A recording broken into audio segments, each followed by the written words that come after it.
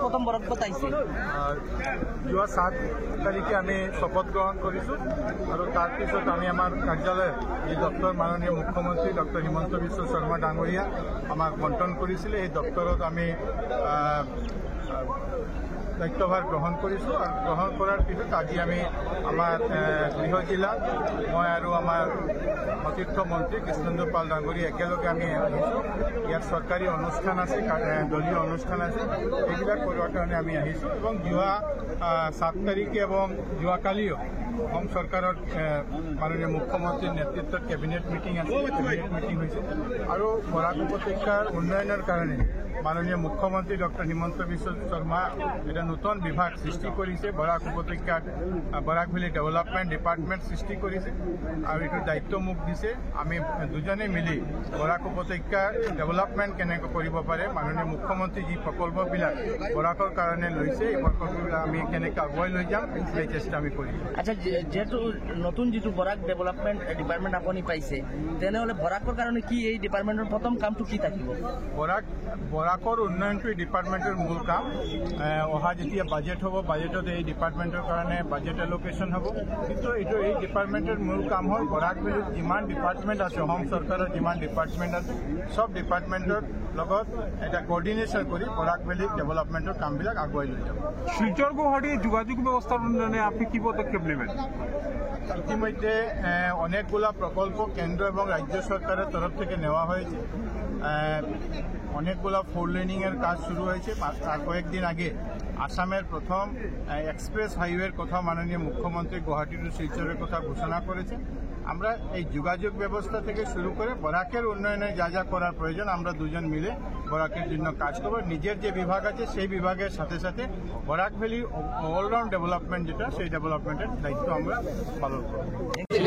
প্রথমবার মন্ত্রী হিসাবে আমি আর আমার কৌশিক রায় দুইজন আমরা আইছো আর গোটে বরাক উপত্যকা রাইজর যে আশীর্বাদ আপনারা দেখিছে, যেটো আবেগ, মানে এইটোই মানে খুব ভাল লাগিছে যে গোটে বরাক উপত্যকার সব রাইজ ওলাই আহিছে সম্বর্ধনা জ্ঞাপন করার কারণে। আর আমি ধন্যবাদ জানাইছো আর বিশেষকৈ মাননীয় মুখ্যমন্ত্রী ডক্টর হিমন্ত বিশ্ব শর্মা মহোদয়ক বহুত বহুত ধন্যবাদ আর কৃতজ্ঞতা জানাইছো যে আমার বরাক উপত্যকার কারণে ইমান যে একটা মরম, ইমান যে একটা মানে প্রেম মাননীয় মুখ্যমন্ত্রী মহোদয়ের যে সদায় বরাক উপত্যকার ডেভেলপমেন্ট, বরাক উপত্যকার উন্নয়ন আর বরাক উপত্যকা উন্নয়নের কারণে একটা সেপারেট মন্ত্রণালয় করা হয়েছে, যেটো দায়িত্ব মাননীয় মন্ত্রী কৌশিক রায় মহোদয়ক দেওয়া হয়েছে।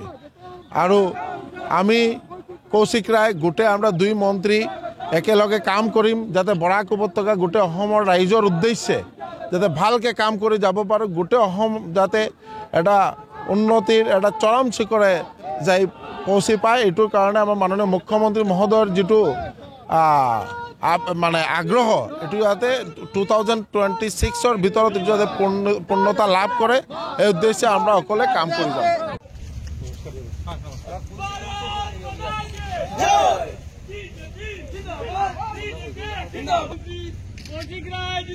জিন্দাবাদ জিন্দাবাদ মাননীয় আসাম ক্যাবিনেট মন্ত্রী কৃষ্ণেন্দু পাল জিন্দাবাদ জিন্দাবাদ জিন্দাবাদ।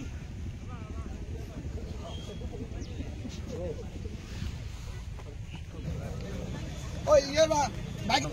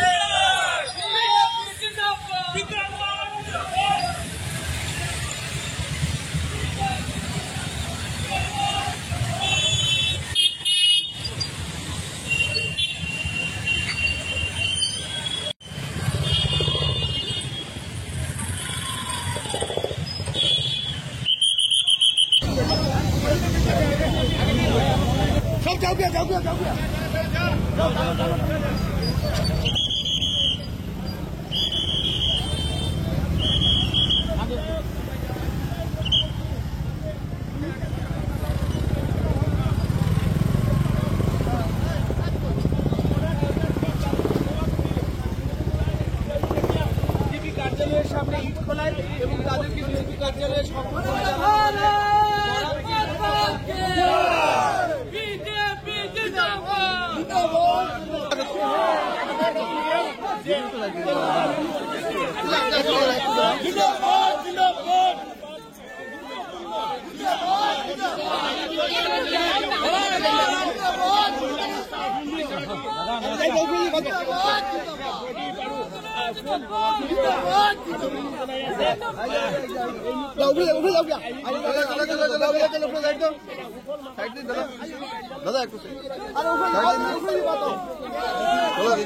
দাদা সাইড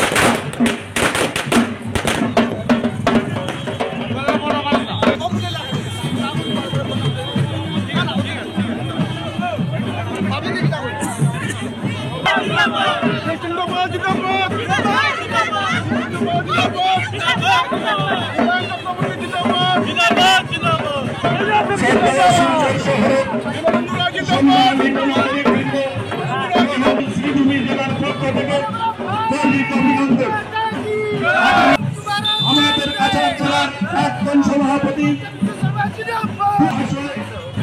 এবং শিলচরের বিধায়ক